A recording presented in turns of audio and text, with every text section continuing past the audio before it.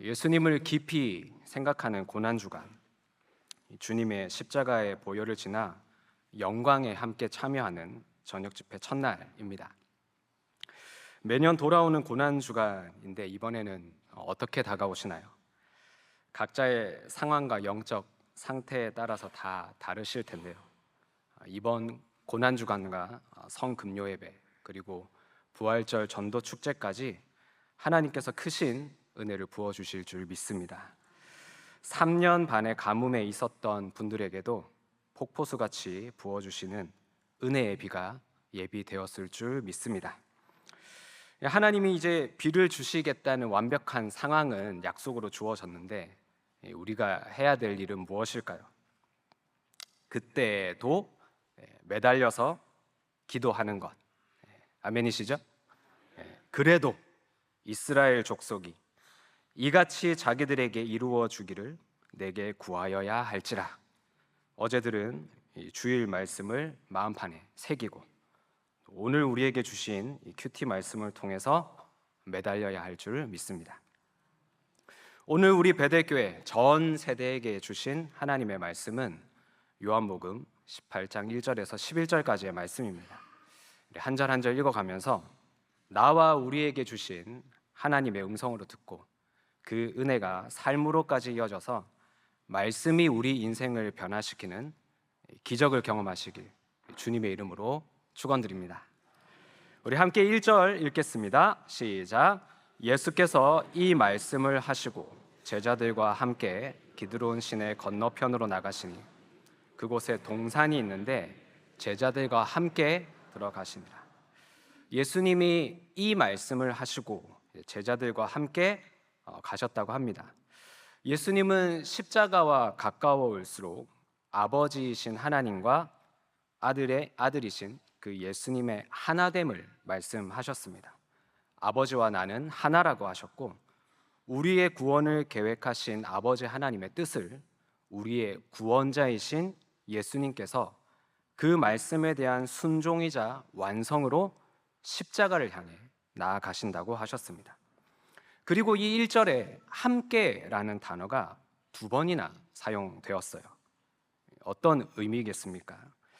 구원을 위한 함께가 중요하다는 말이겠죠. 기드론 시내 건너편의 동산이라고 소개가 되는데요. 시냇가 건너편에 있는 아름답고 편안한 곳이 아니겠습니까? 거기서 주님과 함께 기도한 은혜가 있고 함께 울고 웃으면서 나눈 교제가 있고 서로 있는 모습 그대로를 보여주면서 쌓인 추억이 있는 곳입니다. 제가 딱 2년 전 고난주간 월요일에 미국에 왔습니다. 둘째 날인 화요일 저녁 집회부터 이제 참석을 했으니까 이제 딱 2년이 됩니다. 그동안을 돌아보면 참 많은 추억들이 있는데요. 그 중에서도 오늘 말씀에 이제 기드론 시내 건너편에 이제 동산이라고 하니까 저는 새벽 예배 마치고 우리 사역자들이 함께 그 트레킹을 한 추억들이 이렇게 떠오릅니다. 아름다운 이제 새벽 노을에 감탄하고 트레킹 그날 코스에 따라서 숲속으로 가고 꽃길도 가고 바닷가를 보면서 걸었던 기억들이 생생합니다. 땀 흘리고 나면 이제 베이글 가게, 브런치 가게, 커피숍 이렇게 가서 맛있는 아침과 함께 이런저런 이야기를 나누어요. 저희들이 무슨 이야기를 하겠어요? 담임 목사님과 우리 사역자들과 함께 하면 이제 늘 교회 이야기, 사역 이야기, 은혜 받은 이야기 등등 서로 위로하고 격려하는 그 시간들을 가집니다.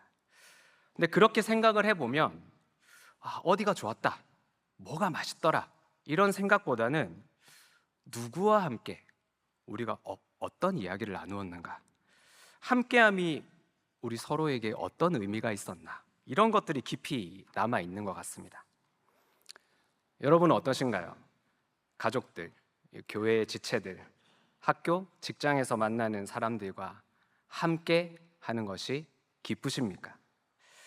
하나님과 예수님이 하나이시듯 우리의 삶에서 예수님과 하나님이 바로 내게 주신 관계에서, 사람과의 그 만남에서 함께로 열매를 맺고 있습니까?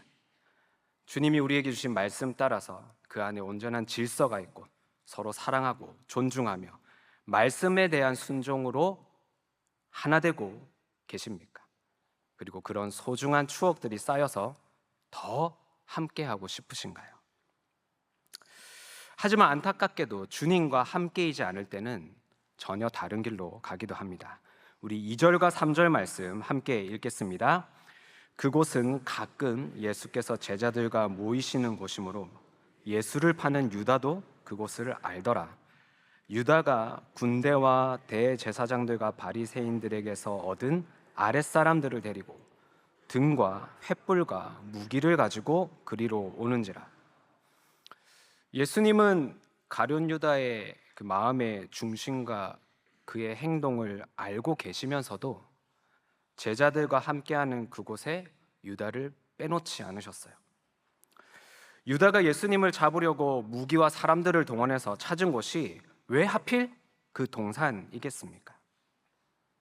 예수님과 함께 울고 웃으면서 기도하고 은혜를 나눈 자리라니, 이 장소 자체가 유다에게 주시는 주님의 또 한 번의 기회는 아니었을까요? 그런데 유다는 무엇에 그렇게 마음을 빼앗겼을까요? 오늘 말씀을 보니 지금 당장 나를 지켜줄 것 같은 로마의 군대, 그리고 지금 기득권을 가지고 있는 대제사장과 바리새인들에게서 얻은 내 마음대로 휘두를 수 있는 아랫사람들, 또 무엇이죠? 등과 횃불과 무기를 가졌습니다. 예수님의 제자들과 함께하면 당장 내가 원하는 것들이 얻어지지 않았어요. 유다는 나를 지켜줄 군대와 나를 빛나 보이게 할 아랫사람과 내 마음대로 휘두를 수 있는 내 손에 든 무기를 원했습니다. 얼마나 원했는지 제자임을 포기하고 예수님을 팔 정도로 간절히 원했습니다. 그래서 예수님을 파는 사람은 예수님을 모르는 사람이 아니에요. 함께를 무너뜨리는 사람은 우리와 전혀 상관없는 사람이 아닙니다. 그 함께에 초대됐고 그 안에서 기쁨을 경험했던 사람이 오히려 그런 일을 합니다. 함께하는 그 자체에 대해서 가치를 못 느끼기 때문이죠. 하나님과 예수님이 하나 되신 것처럼 하나님과 내가, 그리고 너와 내가 하나 되는 그 말씀의 가치관이 없으니까 지금 자기가 무슨 짓을 하는지도 모르면서 하고 있더라는 겁니다. 온통 생각이 누가 나를 알아주나, 내가 어떤 사람인 걸 어떻게 보여주나, 누구한테 잘 보이면 나에게 힘도 주고 권세도 주고 내가 하고 싶은 걸 다 하게 해줄까. 이러니까 예수님과 함께하는 길에서 떠나 자기가 컨트롤할 수도 없는 군대를 거느리고, 누군가 그렇게 하는 게 너무 좋아 보이니까 아랫사람들을 데리고 등과 횃불과 무기를 가지고는 밝히 아는 것처럼, 내가 다 할 수 있는 것처럼 기세등등하게 그 동산에 침범을 합니다. 4절에서 7절까지 말씀 다 같이 읽어보겠습니다. 예수께서 그 당할 일을 다 아시고 나아가 이르시되 너희가 누구를 찾느냐? 대답하되 나사렛 예수라 하거늘 이르시되 내가 그니라 하시니라. 그를 파는 유다도 그들과 함께 섰더라. 예수께서 그들에게 내가 그니라 하실 때 그들이 물러가서 땅에 엎드러지는지라. 이에 다시 누구를 찾느냐고 물으신대 그들이 말하되 나사렛 예수라 하거늘. 자, 이제 이 장면은 두 부류로 나누어집니다. 첫 번째는 잡히시는 예수님과 제자들, 그리고 두 번째는 예수님을 잡으러 온 유다와 그 무리들입니다. 기세 좋게 군대와 사람들, 무기를 가지고 온 이 사람들과 동산에서 추억과 함께 은혜를 나누고 있던 예수님과 제자들이에요. 그런데 오늘 말씀을 이렇게 읽어보니까 누가 담대하고 누가 평안하고 또 누가 조급하고 두려워하고 있는 것 같습니까? 대답을 해주세요. 네. 이게 아주 중요한 포인트인 것 같아요. 잡히신 예수님은 지금 잡히기로 작정한 예수님은 그 당할 일을 다 아신다고 하셨어요. 아시고 물으십니다. 너희가 누구를 찾느냐? 그리고 자신 있게 내가 그니라 라고 하세요. 반면 지금 살기등등하게 동산에 올라왔는데 이 잡으러 온 사람들은 어때요? 대화의 주도권이 없어요. 누구를 찾느냐는 질문에 기껏 한다는 대답이 나사렛 예수다. 이 나사렛이 당시 지역적으로 무시받고 천대를 받는 곳이니까 그렇게라도 말을 해야 이제 주눅이 들지 않으니까 그랬던 것 같아요. 이거 딱 거기까지입니다. 출신과 배경으로 사람을 판단하는 사람은 그것밖에 보지를 못해요. 예수님이 너무 당당하게 내가 그라고 하시니까 뭐 뒷걸음질을 치다가 막 서로 엉켰는지 막 엎드려졌다고 이렇게 기록이 되어 있어요. 그러니까 잡으러 온 사람들이 오히려 막 넘어지고 엎드러지는 이런 웃지 못할 상황이 연출되었습니다. 근데 여러분은 어느 편에 서 계십니까? 그리고 어디에 서 있고 싶으세요? 똑같이 우리는 기드론 시내 건너편의 동산에 있지만 지금 이 두 부류의 사람은 마음과 행동이 전혀 다릅니다. 함께 하나님과 나에게 주신 사람들과 이 함께가 중요한 사람은 그 사람의 과거, 출신, 배경 이런 것들이 중요하지 않아요. 예수님의 제자들도 하루가 멀다 하고 누가 크냐고 그렇게 다투고 뭐 난리도 아니었습니다. 예수님의 말씀을 제대로 이해는 했나요? 전혀 아니오시다가 훨씬 많았죠. 하지만 여전히 함께였습니다. 말씀이신 예수님과 함께 있었고 말씀으로 나아가고자 하는 그 지체들과 함께 있었어요. 싸우고 얽히고 실수하고 넘어져도 말씀 안에 함께인 사람들은 후에 교회가 됩니다. 말씀이 들어와 그 생명을 전하는 또 다른 함께를 만들어갑니다. 그러니까 8절에도 예수님께서 내가 그니라 하였으니 나를 찾거든 이 사람들 가는 것은 용납하라. 이 사람들 잡아가지 마라. 내 제자들은 잡아가지 말고 나만 잡아가라 하신 이유가 무슨 이제 막 의리파 막 대장처럼 나를 데리고 가고 쟤들은 살려줘 뭐 이런 의미보다는 지금 주님은 십자가를 향하여 가실 때가 되신 거고 저들은 나를 증거할 제자이자 앞으로 예수 그리스도의 교회가 되어야 하니 그 말씀을 응하기 위함에 그렇게 하신 겁니다. 8절 9절 우리 함께 읽어볼까요? 예수께서 대답하시되 너희에게 내가 그니라 하였으니 나를 찾거든 이 사람들이 가는 것은 용납하라 하시니 이는 아버지께서 내게 주신 자 중에서 하나도 잃지 아니하였사옵나이다 하신 말씀을 응하게 하려 함이로라. 아멘. 하지만 이 유다와 무리들은 모든 것이 나 중심입니다. 지금 이 사람이 나에게 유익이 있나? 쓸모가 있나? 나를 조금이라도 이롭게 해주나? 당장 내가 원하고 바라는 것들에 눈이 다 가리워져서 아무리 군대를 동원하고 아랫사람들을 데리고 등과 횃불과 무기를 가져와도 한치 앞을 알 수가 없으니까 두렵고 아무리 휘둘러대고 으르렁거리고 머리를 쓰고 계산을 한들 서로 엉켜져서 엎드려지니까 인생이 불안할 수밖에 없어요. 그러면 이제 여기서 질문을 하나 드리겠습니다. 함께 하는 것이 쉬울까요? 무리를 만드는 것이 쉬울까요? 제가 오늘 원고에 질문을 한 것에 지금 한 번도 대답을 안 하고 계시고 제가 여기다가 지금 맞아요 이렇게 지금 하고 있는데 대답을 안 하시니까 무엇이 쉬울까요? 함께함이 쉬우십니까? 네. 제가 지금 살짝 당황했는데 우리는 죄인이라서 우리는 십자가가 예수님의 보혈이 필요한 죄인이라서 무리를 만드는 게 훨씬 쉽습니다. 무리가 훨씬 더 나랑 마음이 잘 통하거든요. 10절 말씀 같이 한번 읽어볼까요? 이에 시몬 베드로가 칼을 가졌는데 그것을 빼어 대제사장의 종을 쳐서 오른편 귀를 베어버리니 그 종 이름은 말고라. 아니 난데없이 왜 베드로가 칼 무리와 똑같이 무기를 가지고 있었을까요? 예수님이 이제 늘 잡히실 위기에 놓였으니까 대비를 해야 되나요? 예수님을 향한 충성심으로 봐야 할까요? 오늘 말씀에서는 그렇지 않은 것 같습니다. 왜냐하면 지금 이 상황은 요한이 볼 때 말씀과 하나 되어 함께하는 자들과 자기 힘으로 자기 인생을 해결해 나가려는 무리의 대치 상황입니다.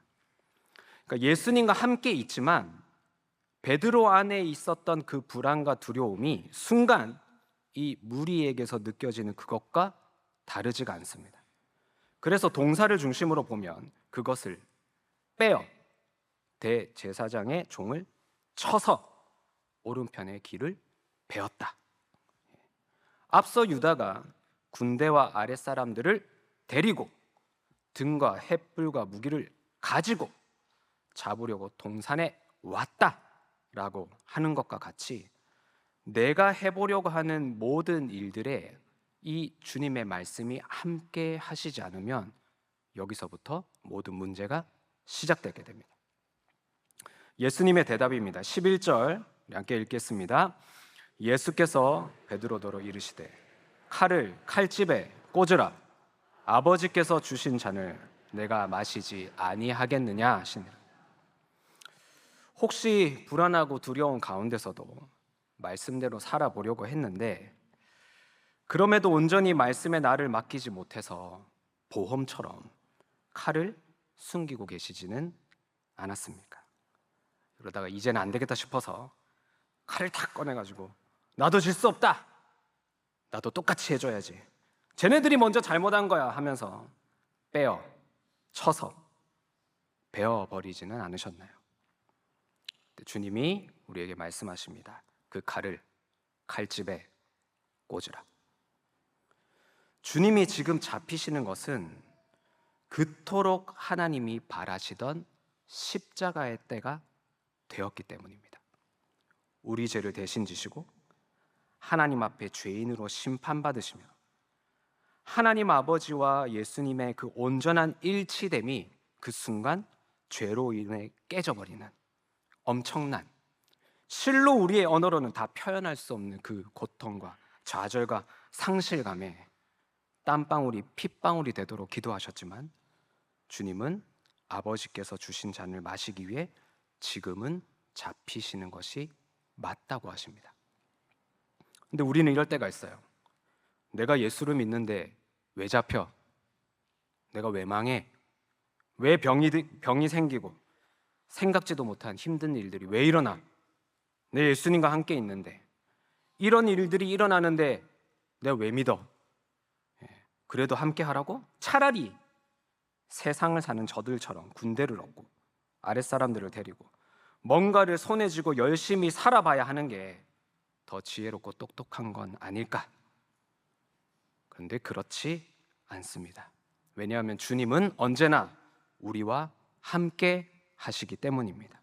우리의 모든 것을 다 아신다고 말씀하셨습니다. 우리를 위해 십자가를 지시고 아버지의 뜻에 순종하셔서 먼저 피를 흘리고 죽으셨습니다. 그리고 마침내 이루어질 수 없었던 우리의 구원을 이루시고 완성하셨습니다. 그렇다면 우리의 삶에 일어나는 수많은 일들을 보는 우리의 가치관도 달라져야 합니다. 주님께서 나의 내 삶의 모든 일에 함께 하시는 일로 보실 수 있기를 주님의 이름으로 축원드립니다. 나와 우리 가정의 구원의 일을 이루실 것을 기대하시길 바랍니다.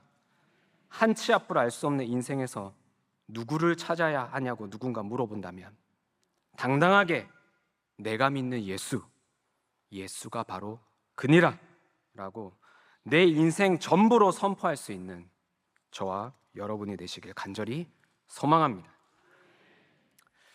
이번 주간이 이제 이렇게 고난주간을 보내고 주일이 되면 부활절이자 전도축제가 있잖아요. 그래서 저에게 허락하신 그 함께 은혜를 나누고 싶습니다. 제가 가장 함께 하고 싶었지만 함께 하지 못했고 그로 인해서 이 나사렛 출신이다 라고 무시하며 정죄하고 함께 하기를 거부했던 대상이 있었습니다. 바로 아버지였죠. 외도, 이혼, 뭐 저를 신용불량자까지 만든 분이라고 제가 여러 번 고발했지 않습니까? 제가 아버지가 없었으면 사역을 못 할 뻔했어요. 그래서 근데 아버지를 제가 하도 고발만 해가지고 아버지를 어떻게 전도했는지 말씀을 드리려고 해요. 아버지 전도는 어릴 적부터 여러 번 시도를 했습니다. 아버지가 돈을 잘 벌고 막 너무 잘 나가실 때는 그 아버지의 이 카리스마 앞에 이 주눅이 들었었는데 긍휼과 사랑 이런 게 아니라 뭐 아버지가 저렇게 잘 나가도 예수는 내가 믿어 이런 그런 이상한 좀 자존심, 그런 교만함으로 아버지에게 뭐 툭툭 던지듯이 이렇게 전도를 했어요. 당연히 아버지는 조금도 받아들이지를 않으셨습니다. 그러면 속으로 이제 더 무시하면서 내가 이럴 줄 알았다, 내가 괜히 했다 이렇게 뭐 툴툴거렸어요. 그러다가 아버지 사업이 이제 계속 부도가 나서 완전히 이제 망하시고 제 이름으로 몰래 돈까지 빌리셨네요. 근데 파킨슨이 오셔가지고 건강까지 안 좋으시니까 이제 때가 됐다. 아버지에게 다시 전도를 시작했습니다. 이제는 뭐 내 말을 들어야지 이렇게 생각하거나 호기롭게 다가갔는데 결과는 참패였어요. 전혀 전도가 되지 않았습니다. 어떻게 저럴 수가 있지? 사람이 맞나? 염치도 없나? 아버지를 더욱 정죄하고 하나님께도 뭔가 좀 마음이 꽤 상했었어요. 그런데 주님과 함께, 교회와 함께, 지체들과 함께 늘 말씀에 거하면서 때가 되니까 말씀이 내 삶으로 들어와서 제 악함을 드러내고 회개하게 하셨습니다. 예전에는 이렇게 늘 성경에 가룟 유다가 나오는 본문이 나오면 이제 누가 나를 배신했더라 뭐 이렇게 생각을 하고, 뭐 오늘처럼 베드로가 칼을 꺼내면 내 주변에 누가 이렇게 생각이 없고 혈기만 많았지? 뭐 이러면서 다른 사람이 찾기에 바빴는데, 내가 유다라서 예수님을 팔고 내가 말씀이 없어서 하나님의 일을 그르치고 있다, 그렇게 말씀이 받아들여지는 기적이 일어난 거죠. 그렇게 말씀이 들어오니까 말씀을 통해서 아버지와 저의 관계를 다시 보게 되었습니다.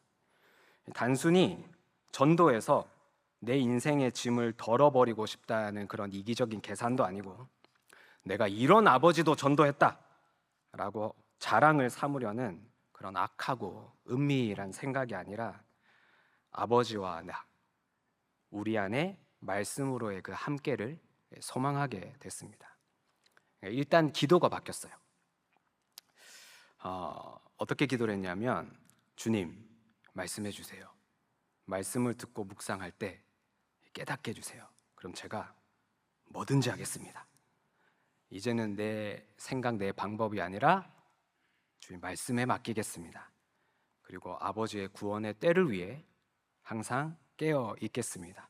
말씀하시면 아버지 앞에서 무릎을 꿇든 아니면 아버지 멱살을 붙잡고 따지든 사죄하면서 펑펑 울든 뭐라도 하겠습니다. 제발 아버지의 구원을 이루어 주세요. 이렇게 기도가 나오더라고요. 그러니까 이 주일 설교랑 매일 큐티 말씀을 허투루 들을 수가 없었습니다. 만약 그러다가 주님이 아버지에 대한 어떤 적용을 말씀하시는데 제가 놓쳐버리면 안 되잖아요. 깨어 있으라라는 말씀이 말씀에 대한 이런 민감함이구나 라는 생각이 들었어요. 그리고 몇 개월이 지났습니다. 하나님의 때가 제 생각대로 그렇게 빨리 오지는 않았어요. 하지만 어느 날 주일 설교를 듣고 큐티를 하는데 그날 딱 아버지에 대한 어떤 적용이 마음에 와 닿았습니다. 그리고 셀 목장에 가서 나누었어요. 격려받고 위로받고 기도를 받았습니다. 그리고 제가 아버지에게 말씀으로 한 첫 적용, 지금도 생생히 기억이 납니다. 궁금하시죠? 바로 아무 이유 없이 아버지에게 전화해서 안부 묻기였습니다. 당황스러우시죠?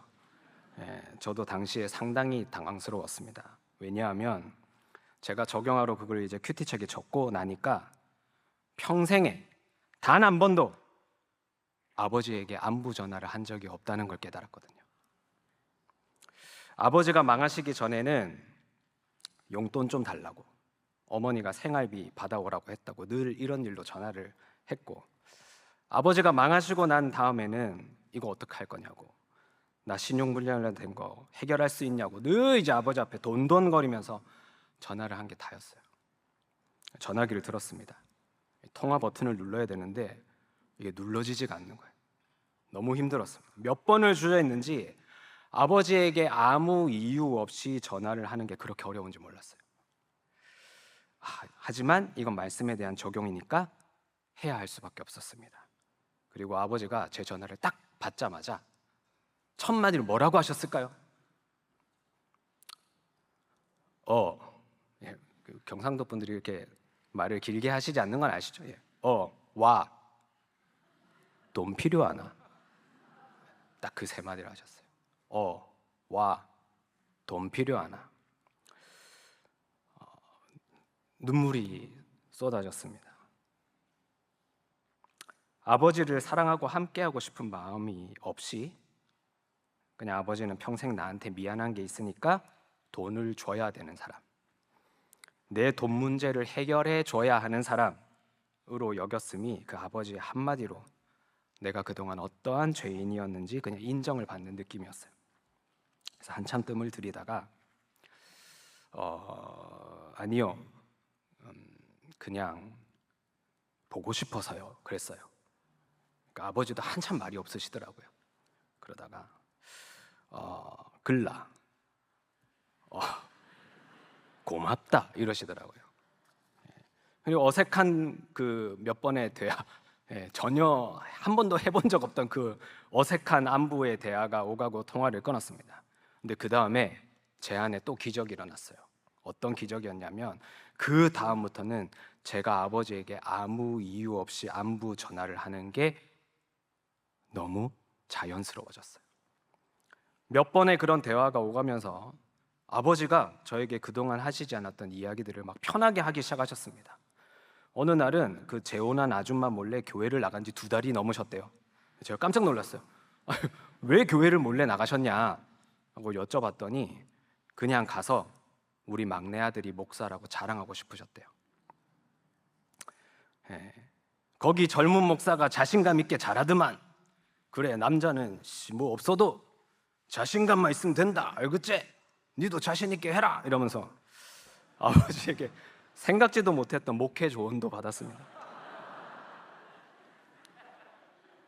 제가 아버지에게 얼마나 불편하고 힘든 존재인 것을 그때 깨달았어요. 함께 할 생각이 전 전혀 없었으니까. 그런데 나는 우리 가족에게 피해 준 적도 없고 집에서 한 번도 소리 지른 적도 없고 내 할 일 내가 알아서 다 했고 아버지가 만든 빚도 내가 다 갚았고 그러면서 생색 한 번 낸 적 없으니까, 이러면서 얼마나 유다와 무리들, 칼을 꺼낸 베드로처럼 내 안에 있는 불안과 두려움을 감추려고 얼마나 온 힘을 꽉 주고 살아왔는지 모릅니다. 하나님의 때 우리 주님의 방법으로 말씀을 따라가면 이렇게 그냥 편안하고 쉬운데, 피할 때는 피하시고 잡힐 때는 잡히시고 그거를 인정을 하고 그냥 받아들이면 말씀대로 이루어지는데, 왜 그동안 나는 내 인생에 그렇게 되지도 않는 온갖 힘을 다 쥐어짜면서 살았을까? 아버지가 조금씩 편해지니까 할 수 있는 대화도 깊어지고 또 주님이 허락해 주시는 그때그때 여러 사건을 겪으면서 아버지에게 전도를 할 수 있었습니다. 아버지는 때가 되니 영접을 하시고 저에게 진심으로 사과도 하시고 어머니와도 화해를 하신 후에 하나님 앞에 회개하는 시간을 갖고 2년 전에 돌아가셨습니다. 우리가 인생을 살아가면서 누구를 찾습니까? 나의 구원자이신 예수님은 나사렛 예수님이십니다. 남들은 무시하며 우리 주님을 함부로 대할지는 몰라도 주님은 내가 그니라 하고 오늘 담대하게 우리에게 선포하십니다. 그 주님과 함께하며 주님이 나에게 허락하신 가정, 교회, 공동체를 소중히 여기는 사람은 주님의 고난에도 동참할 수 있고 주님의 또 부활에도 동참하는 은혜를 누리게 됩니다. 하지만 세상의 가치관으로는 그 예수님과 함께 할 수가 없습니다. 무리에 둘러싸여서 내 인생을 나 스스로 살아내야 하는 비극에 놓이고 맙니다. 아무리 갖추어지고 내 마음대로 되는 것 같아도 결국 물러가 땅에 엎드러지고 스스로 감당할 수 없는 그 죄의 굴레에서 공허하고 외로울 뿐입니다. 우리를 위해 오신 예수님을 기억하며 지금 내 옆에는 누가 함께하고 있습니까? 우리 함께 예배 오신 분들에게 이렇게 한번 축복해 주실까요? 저와 함께 해주셔서 영광입니다. 제가 함께 하겠습니다. 할렐루야.